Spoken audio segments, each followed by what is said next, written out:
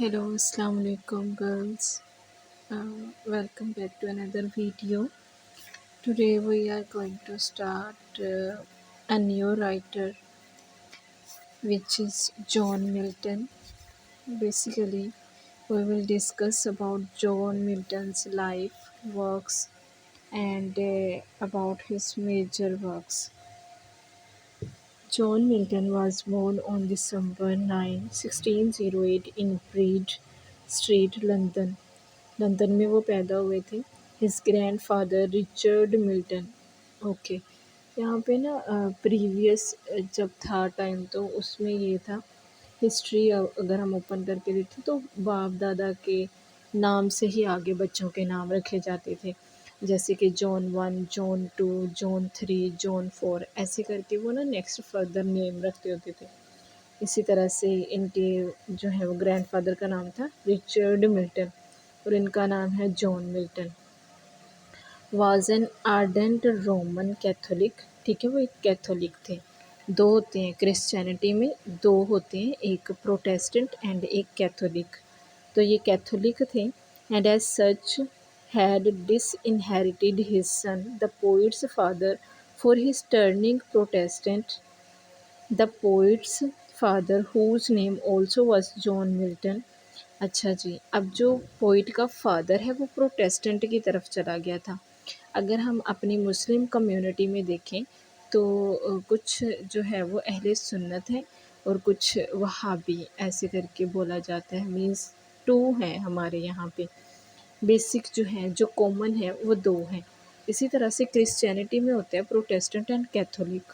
तो जो John Milton के जो ग्रैंडफादर थे वो कैथोलिक थे, बट बाद में जो है वो जॉन मिल्टन के फादर ने जो है वो प्रोटेस्टेंट जो है वो कर लिया था, उन्होंने इख्तियार कर लिया था, वो उस तरफ चले गए थे, उस लाइन में चले गए थे।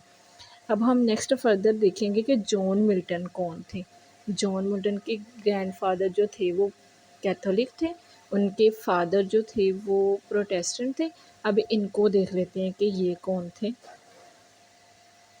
Whose name also was John Milton. Okay, अब इनके दादा का नाम था रिचर्ड मिल्टन और जॉन मिल्टन के पापा का नाम भी जॉन मिल्टन था और जॉन मिल्टन का नाम तो है ही जॉन मिल्टन।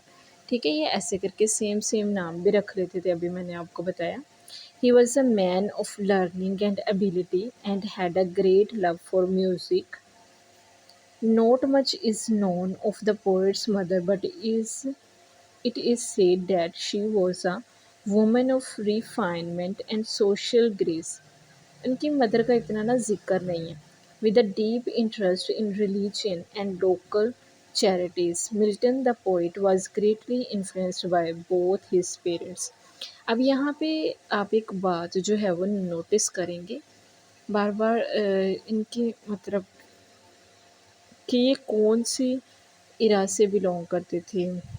नो नो, मैं आपको एक बात बताने लगी थी दैट ये प्रोटेस्टेंट कैथोलिक। ठीक है, ये इस सब को बार बार इनके रिलीजन को क्यों डिस्कस किया जा रहा है बार बार, बिकॉज जो जॉन मिल्टन है उनका मेजर थीम ही रिलीजन है। वो रिलीजन पे बात करते हैं। कोई भी जो राइटर है वो अपनी ज़िंदगी से या अपने जो ज़िंदगी के उसके इंसिडेंट होते हैं वो वहाँ से इंस्पायर हुए होते हैं। अब हम देख रहे हैं कि उनके दादा के भी रिलीजन की बात आ गई, बाबा के रिलीजन की बात आ रही है, मदर के रिलीजन की बात आ रही है। वो इतना ज़ोर क्यों दे रहे हैं रिलीजन पे? Because his major theme was religion. वो रिलीजन पे बात करना। ये जॉन मिल्टन की जो बुक है 9 जितनी भी इनके पार्ट्स हैं सारी उन्होंने पैराडाइज़ लोस्ट पे की हुई हैं कि कैसे जन्नत खो गई आदम अलैहिस्सलाम से एंड अम्मा हवा अलैहिस्सलाम से। लेकिन यहाँ पे हम एडम एंड ईव के कॉन्सेप्ट से पढ़ेंगे, जॉन मिल्टन के कॉन्सेप्ट से पढ़ेंगे, बिकॉज़ हमारा जो इस्लामिक पॉइंट ऑफ व्यू से कॉन्सेप्ट है वो अलग है, बिल्कुल टोटली अलग है। बिकॉज़ उनको निकाला नहीं गया था वहाँ से, वो अलग एक कॉन्सेप्ट है। हम अपने इस्लामिक कॉन्सेप्ट को और इस कॉन्सेप्ट को जो है वो मिक्सअप नहीं करेंगे। हमारा जो इस्लामिक कॉन्सेप्ट है पैराडाइज़ लोस्ट को लेके वो हम अलग ही रखेंगे क्योंकि वो सुपीरियर है। और हम ये पेपर पॉइंट ऑफ व्यू से जॉन मिल्टन को पढ़ेंगे। ठीक है, बस ये बात क्लियर होगी। रिलीजन पे ये ज़्यादा फोकस कर रहे हैं बिकॉज़ इनका ये मेजर थीम है और ये बार बार अपने जो है वो टॉपिक में अपनी बुक्स में डिस्कस करते हैं। ये सारी जो बुक है जॉन मिल्टन की एक मेजर थीम पे बेस्ड है और वो रिलीजन है, paradise lost. Okay. Milton the poet was greatly influenced by both his parents, माँ से भी और बाबा से भी, दोनों से वो इंस्पायर्ड थे।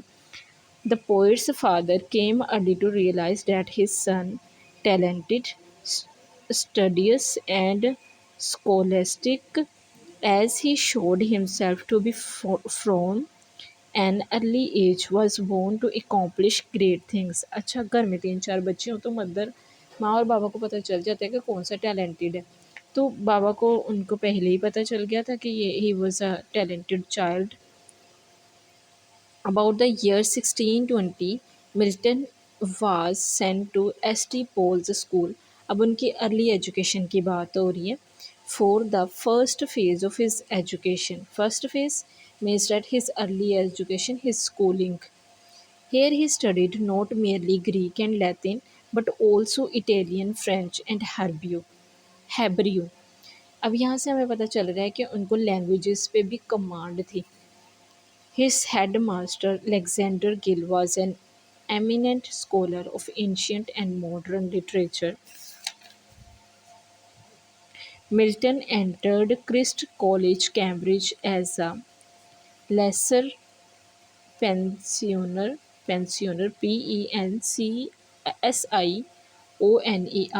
Milton was at this time a pleasing young lad of 17.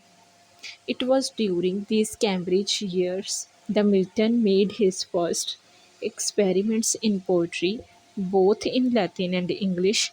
He showed remarkable skill in the Latin language and started writing Latin verse.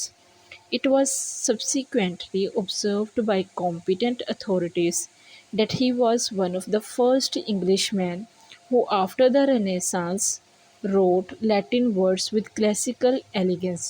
ठीक है, ये इम्पोर्टेंट लाइन है।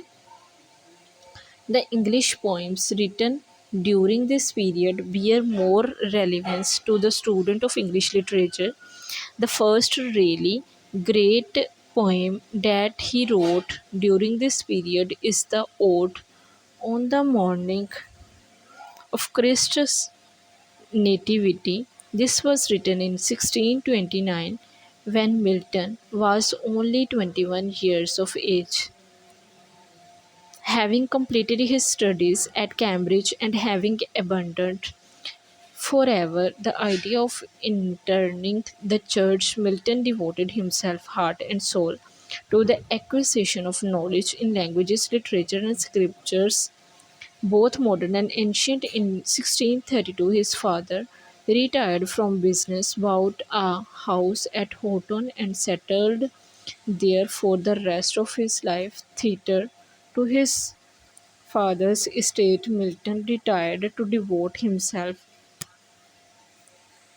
to reading and meditation. Milton had inherited a delight and skill in music from his father। बाबा से उसने ली हुई थी ना, inherited था जीन्स में जो मिलती हैं हमें। मीन्स डैट के अगर बाबा की वॉइस है, वो सिंगर है, तो आगे बेटा भी सिंगर ही होगा मोस्टली। इनहेरिटेड जीन्स में मिलती हैं कुछ जो खूबियाँ होती हैं बच्चों को अपने माँ बाप से। Milton set out on the continental tour of Europe in 1638। बाद में उन्होंने दुनिया भी घूमी फेमस होने के बाद। He wrote about 25 pamphlets on the current social, political, religious and educational conditions and problems, championing the cause of liberty and equality। ठीक है, रिलीजन का बार बार इसमें डिस्कस आएगा, ज़िक्र आएगा यहाँ पे।